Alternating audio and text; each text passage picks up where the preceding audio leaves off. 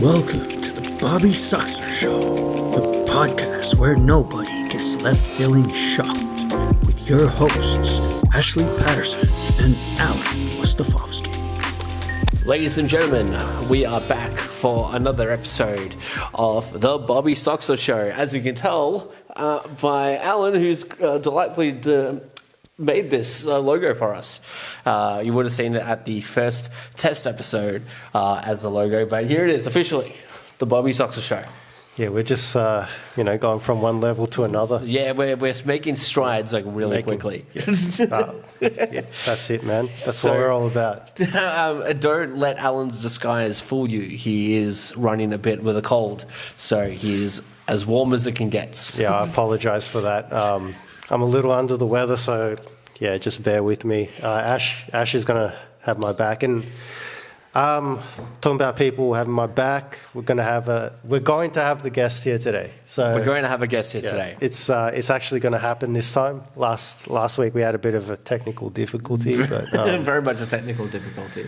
Yeah. So. His name is Daniel Smith. He goes by the name of Lucky Man Dan. That's his boxing name. So we're going to be basically asking him about. He had a boxing match. Yeah. Okay. Well, I'm down for that. Okay, this thing's way too hot. It's way too hot. It's already coming up. It's already coming up. As you can tell, we've got the Alan's 2025 calendar up for sale on our non-existent merch store. If anyone's... Ash has actually bought like 4 of them. He does have a mother and 2 sisters that are going to get these as great gifts. If you want gifts for the family, Alan's 2025 to 26 calendar. Yeah, I can explain that. But yeah, I mean, they exist. They exist. They do exist. I cannot wait for one of them to be out in the wild. I'm gonna what I should do is to really trip you up is go to a Salvos and just donate it and see what happens. See if it ends up anywhere. That's an interesting experiment. I'd like to know what happens. Just put on the back of it and be like, if you find this calendar, please take a photo and send it to you. Well, okay. We'll probably talk about that a bit after. What else? We've got the Steven Seagal mystery box. So we're going to be opening that at the end of the episode. So anything could be in it. Anything could be in it. Anything Steven Seagal could be in it. That's great. Well, we've also got your Tazo collection. Yeah, I thought it would be a cool thing to talk about. I've got a lot of collectibles and stuff, and over the years I'm going to open this while you can keep talking about it. Yeah, it's just I love these things, man. We grew up with Tarzos. I don't know about the rest of the world. I don't know if the rest of the world actually. Yeah, I don't know. I know in Australia, we had them in chip packets and would smash these chip packets. Sometimes we didn't even eat. Yeah, sometimes we didn't even eat the chips. We just wanted the Tazo. To me, the worst flavor was salt and vinegar. I hated salt and vinegar. Yeah, I got the Tazo and then I gave my chips to someone else. Yeah. Everything else was this is great. So it's a great collection. I don't think the Space Jam ones are in there. No. I wanted to save the Space Jam ones for another episode because I didn't want to go overboard with geeking out because I do want to focus on our guest today because he has a pretty how should I say deep history and a rich history, and I kind of want to get into. Fair. Well, let's get into what you've got. Something on the list. You've got some stuff on the list. Oh, yeah. Look, as the world knew about, as the internet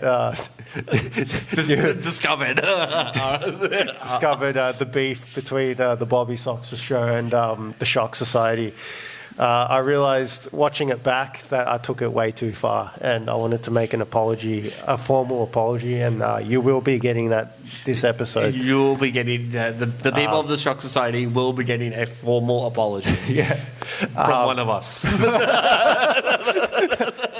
Mainly me, because I was the one that probably used language that was a lot more provocative, and I cared a lot more. Defamation. All those big words that could get us in trouble. Yeah, that we don't really understand. No, we don't. But that'll be coming, and that's pretty much the main thing. I just wanted to go into talking to Daniel. Yeah. Fair enough. Well, let's. I've got a couple of things I wanted to sort of maybe get off my chest. That really grinds my gears. No.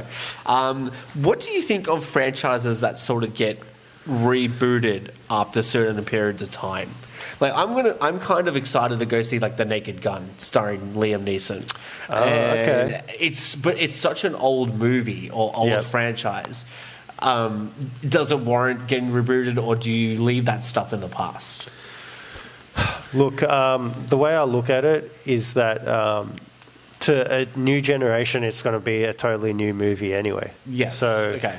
I think that's how they're looking at it, because it's been decades now that if they use movies from like 3 decades ago, it's almost like a new movie to most people. So that's a fair comparison, because there's one thing that I always think about where I go, oh man, they're just rebooting franchises, but after a certain period of time, do you go, okay, well this movie's already 30, 40 years old. Yeah. Do you just sort of go, well, it's a new movie essentially.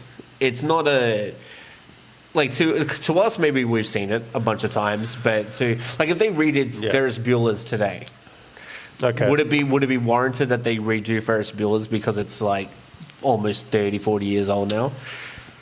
Look, I've never really had issues with reboots as long as it was done well and with passion, but it just seems like that's not the case most of the times. They'll take these franchise names and just make something and put it out there. Half-assed effort. Or the common thread I see now is like, oh, it's just an AI script and they're just trying to get your money out of it. Yeah, look, sometimes it works, but sometimes it doesn't. Like, the thing is, when something's made in a certain era, it works in that era. Yes, yeah. But then, fast forward to this day and age with all this tech and stuff, like a good example is Get Smart, when he used to use the shoe phone. Yeah, and it was so... it was so pivotal. Yeah, it was like, man, like the technology to have a phone in your shoe. And now it's like, it's kind of laughable. That exactly. That's high tech. So to show that shoe phone on screen now isn't that amazing. It's a kind of ridiculous concept. Because they've got there's great things like they got like the cone of silence to try and like disguise their conversations. Yep. But we can just do that with a pair of headphones that have like that sound, the noise cancellation. That do like similar properties. So that's interesting. So I guess it depends on like the time period and if you adjust it well enough to fit today's day and age. Have you had the chance to go see the new Superman movie yet?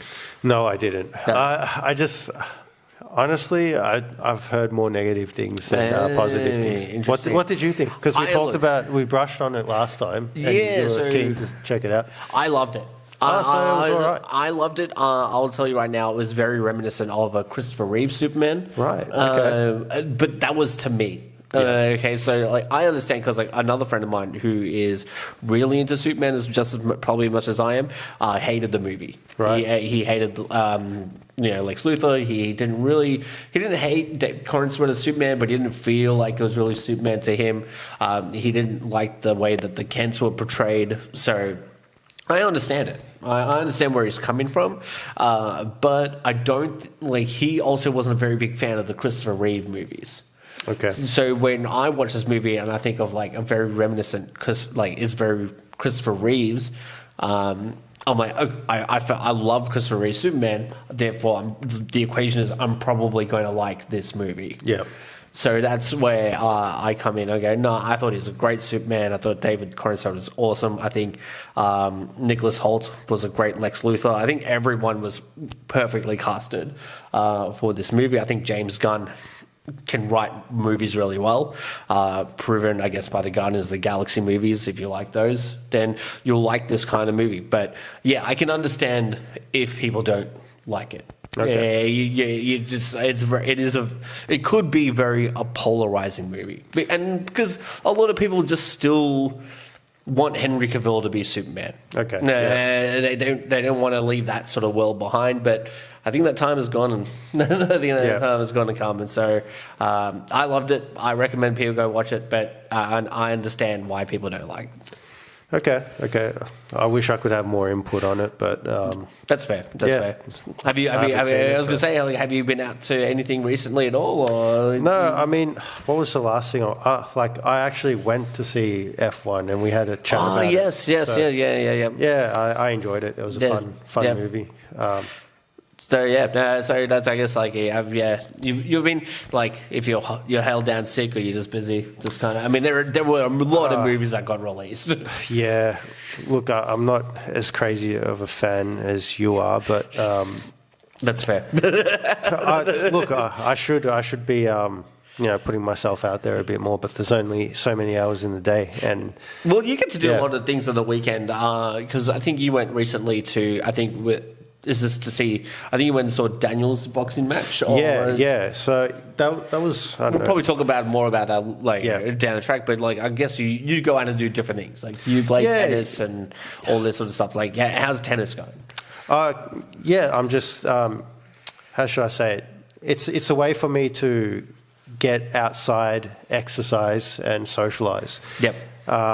If it wasn't for tennis, I probably wouldn't bother. In all honesty, I'm an introvert, so that forces me to sort of get out there, and I hate the treadmill. So running for the ball is more fun than the treadmill. So that's what it comes down to. That's fair. That's probably one of the big reasons why I don't even like going to the gym. It just seems sort of mundane, and it's just it is in itself repetitive. So I don't like it. And so I know we're going to have to sign up eventually. Look, it works for some people. I still go to the gym, to help with my tennis, but that's the thing, right? If it wasn't for the tennis, I wouldn't feel the need to go to the gym. So it makes me go to the gym to get fitter for the tennis. It gives me a purpose. Okay. Yeah, look, I'm a really open-minded individual, like you were saying. So I've got lots of hobbies and things like that. But as far as the boxing match goes, I'm really keen to sort of talk to Daniel about all that, and we've got a long history. No, that's awesome. Because he comes down to, as you mentioned privately, that he comes from the same high school. I unfortunately don't remember him, if at all. He was in the year level above us. Okay. Yeah, that was. He was mainly part of the skater group. Okay. And that was sort of. How should I say it?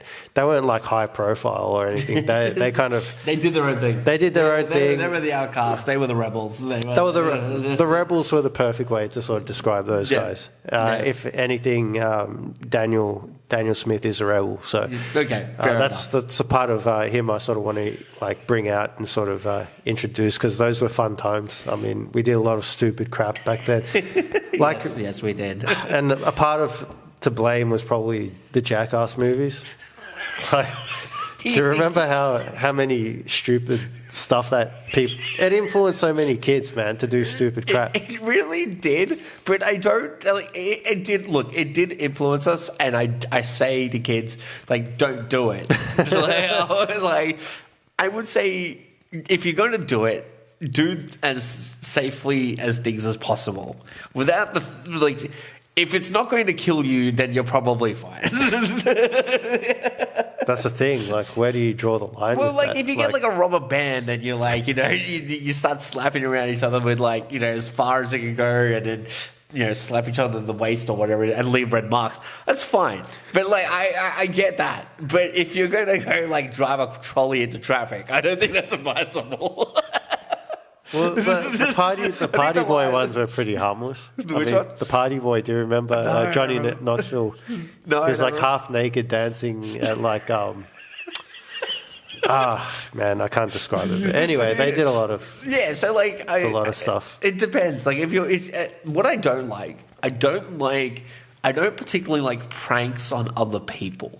Okay. I don't like that's my thing. Like if you're doing pranks within your friend group, There are tasteful pranks though. It's like ones that there are some like grey areas. yeah, ones that are like clever, like well thought out ones. like I like impractical jokers. Those pranks are brilliant. Yeah, they're well written, well thought out. That's it. But if you're just going around and like, you run around the streets slapping people in the back of the head, and then and then you get punched in the face, and you're like, well, you kind of deserve that. Yeah. So, I think there's a medium to be held.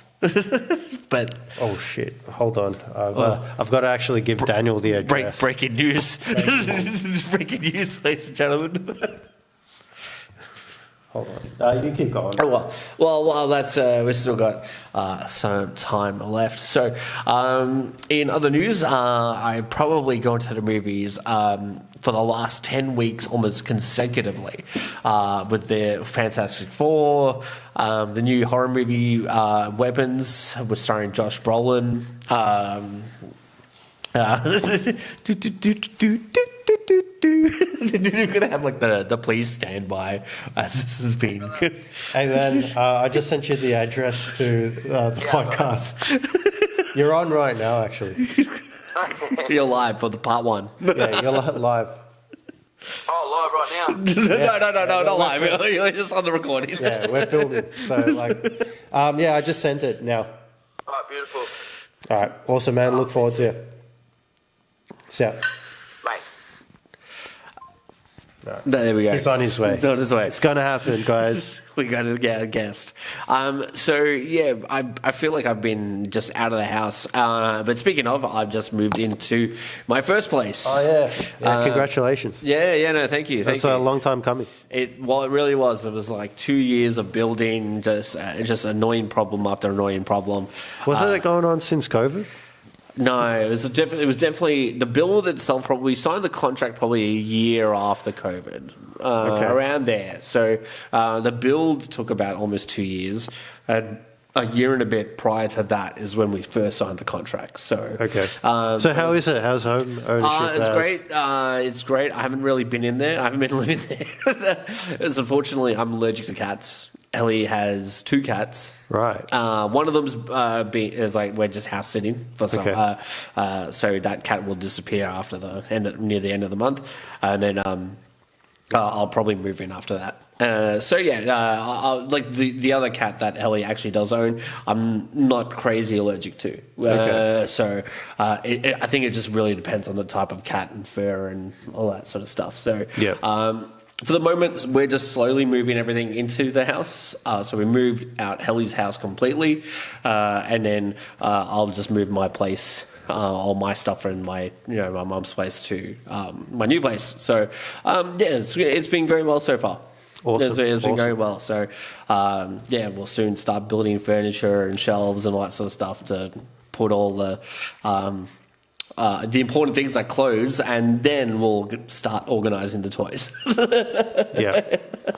So but like a house ownership is fun. It'll start to build my real estate empire. Got to start with the first one. You got to start with the first one, and then after that, I think it's uphill from there.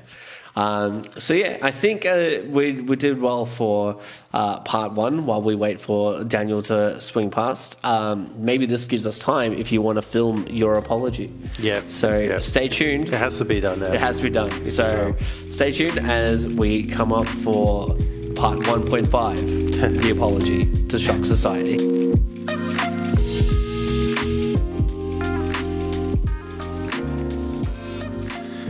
All right, so this is the formal apology to the Shock Society. So from the bottom of my heart, I want to sincerely apologise to the Shock Society for taking a misunderstanding too damn far.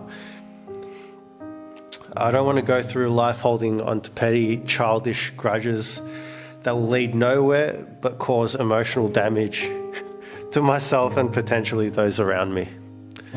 So with no longer delay, I would like to say sorry to Ryan Joey Blunt Johnson. He is a great guy and we have shared many great memories in the past, and I hope we can find a suitable time frame to get him back on the show. I still think he's a genius, and his talent needs to be used for this kind of thing. So. What about Woody?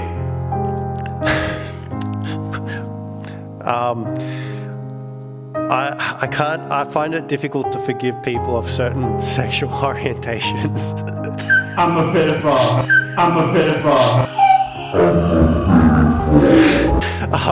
He has proclaimed to be a pedophile, as we've shown through past footage. Whether he was serious or not, we don't know. But you can't joke about that crap, man. Like, that's not laughing. Can't laugh about that stuff. That's serious.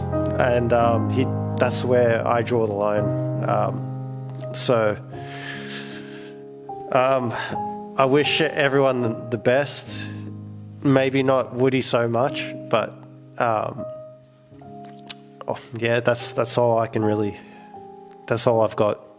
Yeah. Thank you for your time, and yeah. Sorry, I need cue cards, man. Thank you for your time, and good night. And good night. The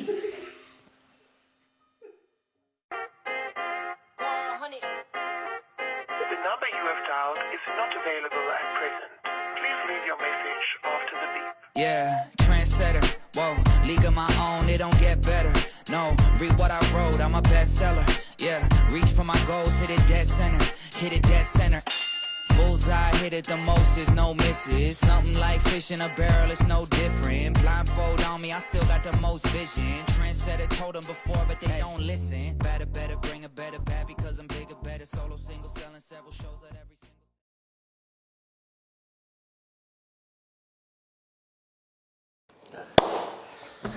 Hey everyone, we are back for part 2 of our first episode or second episode. It may look like we're wearing different clothes, specifically me, because there was something wrong with the first footage that we had to re-record it. So we are doing a reenactment of our boxing episode. So take it away. All right. So because Ash screwed up the last episode, but since we're a team, his screw ups are my screw ups. So we have to go. I have to go down with the ship, basically. So I just want to say thanks to Daniel for coming back. He's a busy man. He's got a family to look after. He's got a business to run, and he made his way back here. And he's a champ in many ways. Thank you very much. So yeah, should we just start off with? We're going to start again, essentially. So hi, how are you? Thank you very much. It's an honour to be here. Thank you.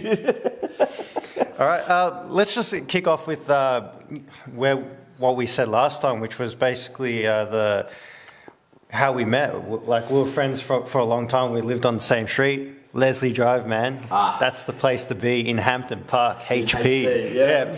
And just talk about Hampton Park. We went to the same school. We know each other from there. You were year level up, but we hung out, did sports, blah, blah, blah, skated. Mate, go on about it, man. The skate scene in Hampton Park was crazy back then. HP is pretty vibrant as it is in itself, you know. There's always stuff happening, parties, punch-ons, whatever. Sports. It's a ghetto. Yeah. HP's the Compton of Australia. Let's agree on that, yeah. I think maybe specifically in the 90s it was like that, but I don't know, maybe not so much now. I actually think it was nice in the 90s. Yeah, it's actually probably worse now. Yeah. Really? Yeah. The actual, nice. from the crime statistics, I think it's worse now. But it's a great place to be. It's where we grew up. Yeah. When the nostalgia is there. So. Okay, so both of you guys, what did you guys both think of Hampton Park? It was a pretty crappy school in the sense that I personally didn't learn anything, even though I wanted to. But it was just it was more about the social scene and the dating and the status and all that weird stuff. You couldn't have said it any better. That's exactly what it was. It's like, yeah, the party scenes and all that. And it was basically a straight urban movie scene, you'd like to call it, because every party had that, or, you know, if you went down the shops during the day, there'd be something that happened, and it's like, you don't see that unless it's in a movie. Yeah, I don't know. Like, I mean, going to Hampton Park, especially like for the people going to Hampton Park Secondary now, it did feel very much like we were in trouble like all the time. Yeah. And It was like teachers hated us. for no reason. I mean, maybe some reason. Maybe they just hated their job. they took their frustrations out on us. We didn't do anything wrong. Never blame the victim. We were angels. Yeah, I think it was very much like, it was very much a social aspect. There was very little learning going on. I don't know. Like, I'd love to think that I learned stuff there, but you learn more in the real world than you went to school. I think you learn more about dating and women than anything else. So socializing, street knowledge, from Hampton Park. But academics. Like, well, they don't teach you any of the real life implications of what it means to to have what tax is, or what it means to own property, or stuff that's actually valuable in the conventionally real world stuff. There is no point I've learnt algebra and it's been important in my life. No, where I'm I need to know. X plus Y equals 7, and I'm just I don't. Architect. I don't even know if it. I don't even know when you would use that. In architecture, I guess would you?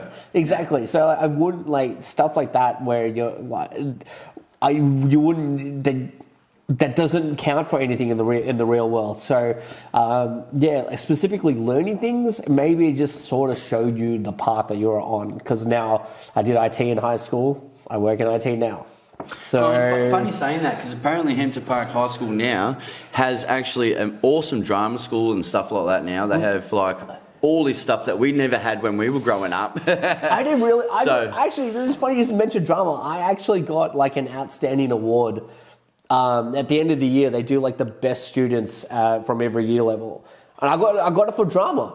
And I don't know what my parents are disappointed because they thought it was going to be English or math or something. They're like, you got an award for drama. And hey, this is where it led to, mate. This is why we've. And I just went, you guys can't be happy. It's a blessing in disguise. I'm I got an award out of everyone in the school. Everyone, and they're like, no. Okay, well, I think that's when I stopped trying.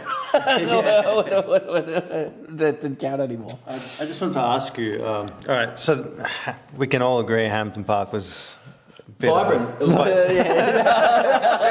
Perfect. You do the voiceover after this, when we're gonna just bad mouthing it, and you use this as it was awesome. It was a great time. Hey, I should bring this up though, but a few years later, you would hear about certain teachers getting into certain trouble, escapades with students. Same teachers that suspended me, by the way. Isn't karma a little bit of a? So used to grab us by the ear and drag us down the hallway and stuff like that. We got our up and comings. All right. So since then, I mean, you've been in your fair. I remember you got into your fair share of fights. You were basically a brat back then. You had a good time. Still am. Still am. But you've gone from that to raising a family and doing. From what I see, you're doing a great job. I've met both kids and they've both been respectful. Talk a little bit about where you were and where you are now, because you're running your own business and you're going all right despite how crazy the world is. You managed to pull through all that with your missus. Well, it was crazy because I was a little shit, to be honest. Growing up and stuff, I had good parents, good upbringing, but I was just a little shit. Yeah, that's fair. But that came with all its consequences too, As I grew up, I got into the scene of, I happened to landed in prison. juvenile. Then I went back to adult, and then I finally realised I had to do something about it and get my act together. And this is where I started working hard towards my goals. And then I decided, you know what, it's about time to start my own business, and I did that. After having the kids, of course. So the kids were a huge thing as well. Okay. So having kids played a huge part to say, hey, get your shit together. Yeah, okay. And do what you got to do. Yeah. Talking about your goals, you went on, and this is probably contributing. I mean, you've always been into fighting, so you went down the path of like boxing. Yep. And this is, congratulations. Congratulations. Yeah, well done on that. And that's what we're going to talk about now. Can you explain that, because you did like a 6-week train, was it 6 weeks? A 6-week training camp type of thing, straight into a big fight in front of a big crowd. Yeah. So, just explain that whole thing. Well, obviously I wanted to get into boxing, and my main goal was to have a fight in the ring, because I've fought on the streets, I fought in school, I fought in jail, I fought everywhere, basically, skate parks. If there was a fight to be had, it was football field, basketball courts, didn't matter. So it's always been a life goal of always hopping in the ring, you know. Yeah. And PPTC, the gym that I went to down in Berwick, I'll shout out to them. Shout out. They had a 6-week challenge where you train for 6 weeks, and then at the end of it you fight someone either from your gym or another gym. And that's exactly what happened. I ended up fighting a bloke from our gym. Fortunately I won. So can you talk about you, because you knew him, you knew how to fight him or how to approach him. Can you talk about the strategy, your mindset going into this fight? I know you were a little bit disappointed fighting because you wanted a challenge. You wanted something like, not that it wasn't a challenge, but I mean, you wanted something different. You wanted like an obstacle to sort of overcome, but you fought him. Explain what your mindset was. Oh, plus I didn't really get to do what I wanted to do. Like, I thought I'd be better with my jabs and stuff in the ring. I thought it'd be a lot faster, especially when you're sparring and stuff with other people, and you do that every week, you know. Do you think the adrenaline played a role? I think the adrenaline played a huge role in it, the nerves and all that, and then just the fact that, like, I can't lose, sort of thing. But then, at the same time, Mitch was a very good opponent too. I think it was just the best of luck that I came out with the win. It was a close fight. Yeah, it was very close. You mentioned you thought it was a close fight, and yeah, because I felt that I had the first round easy, and then halfway through the second round, because when I went back to the corner, the coach was telling me, you know, settle down, you know, relax a bit, and it was like, I think that sort of made me settle down too much and not be able to do what I wanted to do, and then that's where the nerves and that kicked in. Okay. Sorry, I was just going to quickly brush over. For those of you guys who don't know, here in Australia we have these 12 weeks to 6-week programs where you will, like, it's essentially like a get fit program. But in this terms of it's boxing. So you do it, you train under the boxing guys for 6 to 12 weeks, and then you have a fight at the end of it. So that's a quick detail on how we differ maybe from somewhere else if you're not from Australia watching this. Good for your fitness, good for your mental health. It benefits you in a lot of ways that you didn't realise. So I think I asked last time, like, what was you said that you always wanted to box. Was there something specifically? Was it just the fighting aspect of your life, and you're like, I want to just box, or was it something that gravitated you towards boxing specifically? I was actually. I thought boxing would be the easiest part. I was actually going to go MMA or kickboxing, to be honest. But I just chose boxing because I thought it might be a little easier on my knees and that. Yes. But then once you learn the art, it's just it's like, nah, I don't know if this is easier or harder. Like, you're like, was MMA a better option? I don't know. So now. After a certain age, like, it hits a toll on the knees. Yeah. Everything. No, it was good fun. It was an amazing experience, and I can't wait to do it again. I was going to say, like, that was going to be like my next point. Like, would you do it again? Yeah, I think I'll give it 2 to be true. You know, I'll do it in another one in winter. And then that's about First it. time wasn't a fluke. The first time wasn't a champ. I'm the champ for a reason. 2 to be true. 2 to be true. Yeah, so you actually turned out to sell the most tickets. So Yes, you've always been a bit of a showman. I just wanted to bring that up, and that's one of the reasons why I wanted to get you on, because you're a good talker, and Thank you, I appreciate that. yeah, it's one of the questions was, will you do it again? A funny thing is that I know you actually posted it up, and I went through my mind, man, could I do this? And I'm thinking to myself, oh man, like that, dude, it's daunting just thinking about it. Yeah, it is. Yeah, and it's impressive because there were young girls there. There were, all people of all walks of life. Yeah. In front of, it was a pretty big crowd. And to be honest, that just like once you're in the ring, at the stairs and stuff before I was entering the ring, that I had a look around. I'm like, whoa. Had to just look up and take that deep breath to go, all right, let's go, you know? Yeah. But then once I got in the ring and that bell rang, there was no crowd. I could hear voices. Yeah, okay. I could hear like main voices of friends and family and stuff like that. Yep. But other than that, I couldn't see no crowd. It was all black. I could just see him. Yeah. And the ref. You see him. Like, get out of the way, ref. It always look like they get in the way. Yeah. Sometimes you try to dodge and he's there. It's like, oh man, now I go back into a punch. He's like, just stand over there. Stand on the other side of the ring. But nah, the ref was awesome. He was the best, dude. It was awesome. I got a couple of things that kind of came up in my mind. I just thought these were pretty cool, vintage style looking gloves, but they're sort of brand new. Yeah. Rocky Balboa styles. Balboa styles. Got that kind of 1970s vibe about it. Sonny Liston probably wore those. Yeah, that's right. That's what caught my eye because they brought the old school, style back. I was like, I've got an old school gym at my joint, so this is just perfect. We are not sponsored by Apple. Ash has to keep reminding everyone that we're not sponsored. And Asahi, if you're out there, konnichiwa. Oh my God. I love the Japanese culture. Bloody good beer, that. Sorry. And I thought you say that with the most Australian accent ever. konnichiwa. But like, it's a bloody good beer. I'll do that again if you like. It's a bloody good beer, that. Brilliant.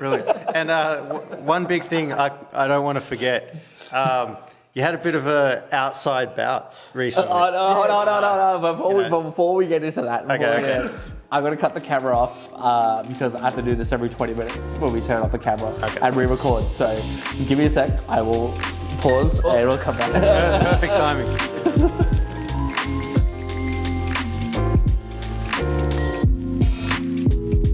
I was just there. I'm pretty sure. I hope I was just there. Yeah, hopefully. Next time I'll put the actual fluffy thing on top. So yeah. No, it's all good. It'll come through. Yeah. That's a little embarrassing. So, Just cut that section out. it's all right. Unlike certain people, I can take a joke. But all right, let's get back straight to the point. You got into a bit of an outside bout, if you know what I'm saying, people. And Dan's just we're not going to name names. Nah, we won't. No. But yeah, just explain. We can explain that he's a delusional narcissist, and he's one of those blokes. So I used to work for this bloke. Long story short, I used to work for him. There was a bit messages here and there, Yep. antagonising shit for the last few weeks. And you know me, I don't really back down, so I'll just keep texting, mate. So then finally it came down to where he rocked up to my house, and he's like, "Where do you want to do this?" And I'm like, "Come in, mate." And then he came through the gate, and it was on. It was. Yeah. Wow. And it's, I can't, like, from a legal perspective. I don't know if you even can say that he was trespassing because you invited him. It was on. I'm just saying it was on. We had a good dance. There was a bit of jazz and tap involved. Like what happened? Contemporary dance. Yeah. We did a bit of a jive here and there. You're gonna do like the Simpsons thing where Most is like, if some fly guy comes up to your fly girl, you're gonna hit him with one of these. Yeah. Well, that's exactly he what pulls it was up like. he pulls up the dance moves and then. So basically, he asked for a little bit of a. But hey, I'm not one to back down. Come to my house.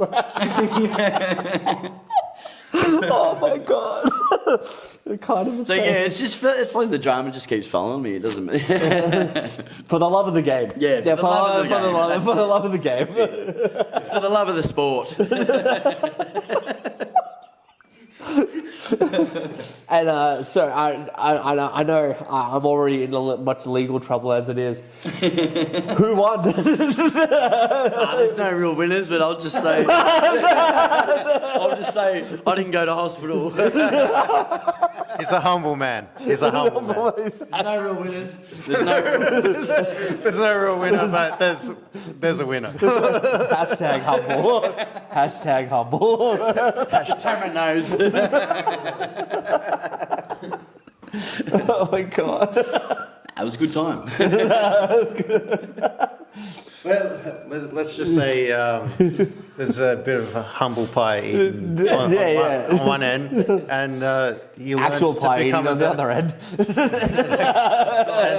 That's right. And look, I think there are two Just a winners. bit sour cherry and salt on top. Poor guy, don't even know who he is. That's all right. There are two winners. There's one that actually won the fight, and the guy that got humbled. Yeah. He's a better person. Yeah, he will be a better person now. Maybe he'll learn not to say personal stuff to other people. Yeah, exactly. Well, hang on. Yeah, well, it's all right. We don't have to go too much further because someone will slip up and then we're in all sorts of trouble. All right. Last time we did this thing called the Steven Seagal Mystery Box, and we revealed GTA Grand Theft Auto Vice City. Now, we didn't actually end up talking too much about the game itself. No. It is a classic. It is a great game that kind of paved the way for a lot of other things. But we noticed there was like a little. Ash noticed there was a little tag on here that said cash converters and the $3. Yes. The $3 value. And I said, That game's worth more than $3. well, yeah. Sure. Well, there's that. But in order for this to be valued at $3, somebody would have had to sell it for like $1 or $2. Yeah, and that's true. that cash converters was the real criminal in this transaction. Well, that would totally make sense. Yes, because I remember back in the day thinking I could sell a game for like $80 at Cashies, and they offered me $10. I was like, are you serious? Like, I just brought this game. It came out 2 weeks ago. It came out 2 weeks ago. And now I actually didn't understand trade-ins for a long time because I even I had like Tekken 3 back in the day, and EB Games, I was just a young kid. They offered me $8 for trade-in, and I'm like, $8? Like for I don't understand what trade-in meant. And you thought like you'd almost get like for like. And how they worked that math out. Yeah, exactly. Like that was okay for them to do to you. As a kid. A little kid. You know what I mean? That was okay to do it. I didn't trade it in. I'm just keeping the game. Yeah, good choice. But you know what I mean? Like, it was okay for them to rip you off as a little kid. Like, No shame. where's the morals gone in this world? This is also back 20 years ago.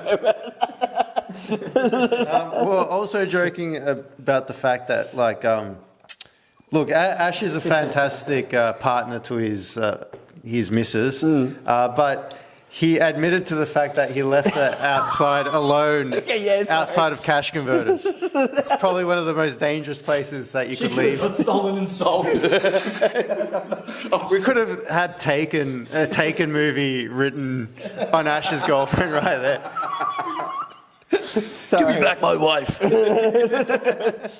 Could have been in Europe by now. Man, that would have been Some Russian billionaire or something. So I'll give the people at home a great story. I'll give you the story. So last time we talked about this, so this time we'll repeat it. We were going to cash converters in Fountain Gate, and it was with myself and my girlfriend. There's a real look of guilt on his face. There's no guilt. There's never any guilt. Why are you explaining yourself in such detail? No, I'm giving the story. So, this lovely gentleman sitting outside on his bike stopped Hells and and I proceeded to kind of just walk into the store, not really paying any attention. And I left my girlfriend outside the store with this guy on the bike. So when you say lovely, he looked really lovely. He was a very beautiful person. I know. He was just, one of those guys that happened to be on a bike that couldn't maybe pawn the bike. So he wasn't that lovely. People of Australia know the kind of people that hang around cash converters looking for that extra dollar to get more, from whatever they sold or pawned off into the store. So I left her outside, and everyone thinks I abandoned her, but I was in the mindset that it's funnier if I just went with it. I'm a very big person when it comes to commitment on the joke.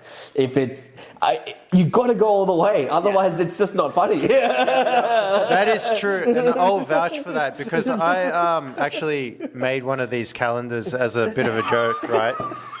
And I kid you not, Ash bought 4 of them. He owns 4 of... Did you really? He did. For that. So this is a real thing. Are they still available? Why? Because I was thinking, you're not a bad looking bloke, mate. Go to Etsy.com. It's a full 12 I bet a lot of women out there would like this calendar. Apparently We do have them on sale. How much is the price, Ash? Well, he only charged me 10, but that was only to cover the cost for the print. Look at it.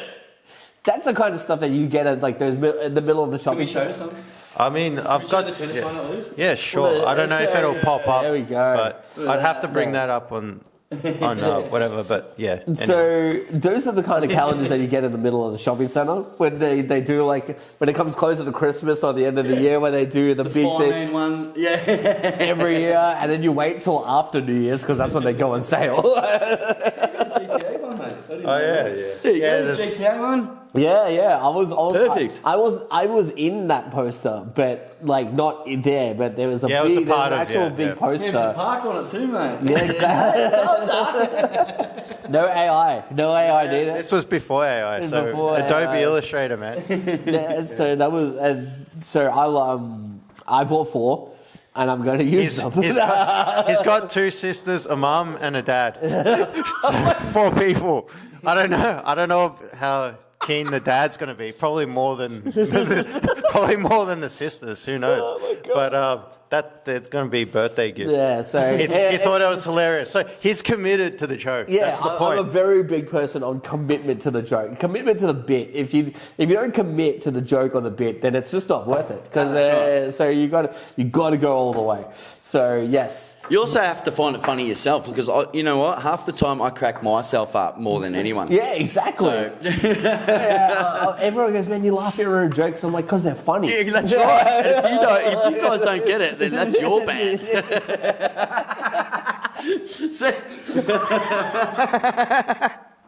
Oh, okay, yeah. So, so that's so next time we're going to have like another Steven Seagal mystery box. We're going to have a different like celebrity every week. Oh, that'll be awesome.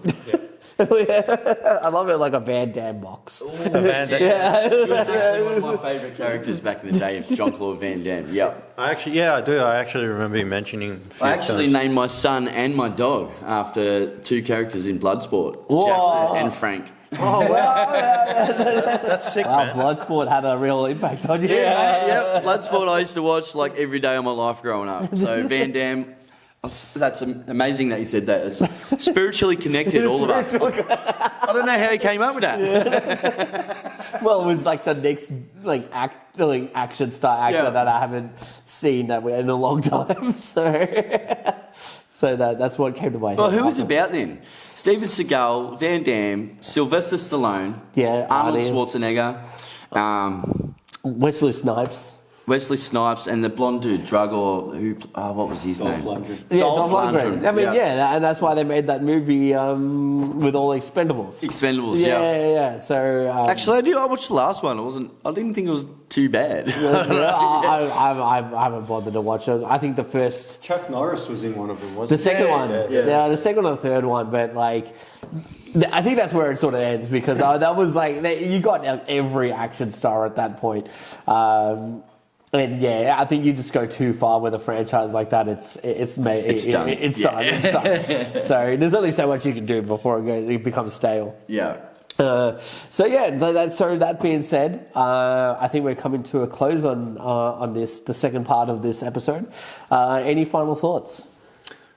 No.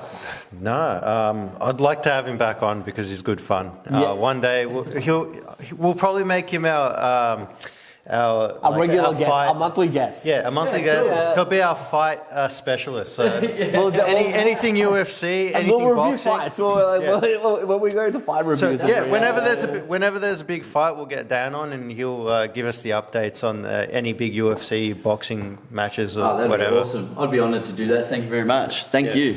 And once again, just thanks for putting up with all of our crap and doing the reshoot. We thank you very much. And you're awesome. Like I said, I'm honoured to be here. I think this is brilliant what you guys are doing. So everybody stay tuned because there's more coming. There's more.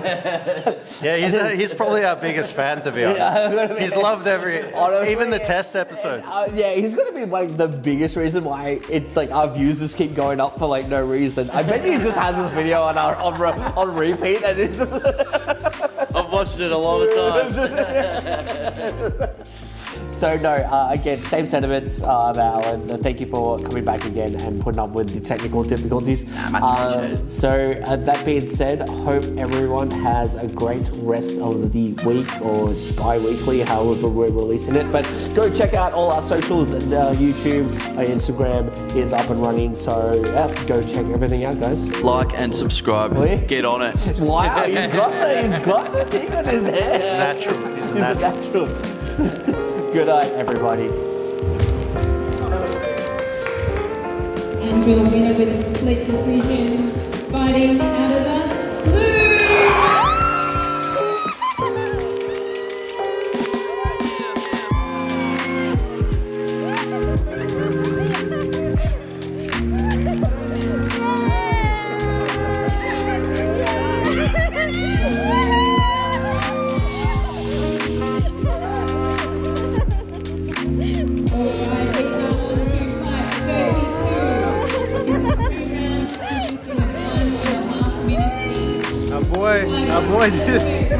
I know that guy.